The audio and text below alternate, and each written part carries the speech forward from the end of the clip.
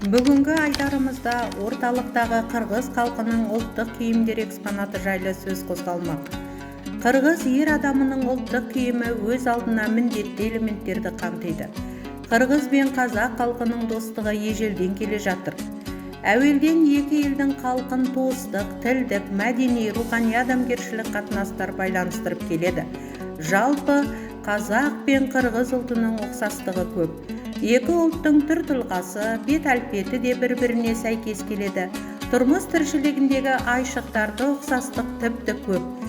Кементай былғары белдіктен немесе мата белбеу тағып киетін киізден тігілген шапан. Көбінесе мұны бақташылар жауын шашыннан қорғау үшін киетін болған. Ақ киізден тігілген шапанды байлар киген. Ұлттық қырғыз қалпағы қырғыздың көне киіз бас киімі. Көптеген тарихи деректерде қалпақ қырғыздың сыртқы түрінің басты белгісі ретінде айтылады.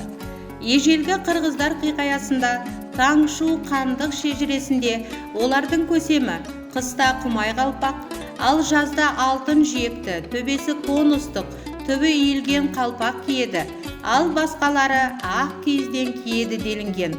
Қырғыздың қалпақ түрлері: айры қалпақ, тілік қалпақ, тұйық қалпақ.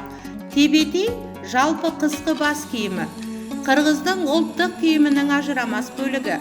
Қалпақтың шеткері толығымен жануардың жүнімен жабылған, тек тәжі ғана қалады. Оның 4 сыналы жалпақ тәжі бар және әдетте барқыттан немесе матадан тігіледі. Көбінесе түлкі жүнімен немесе суырмен өңделеді.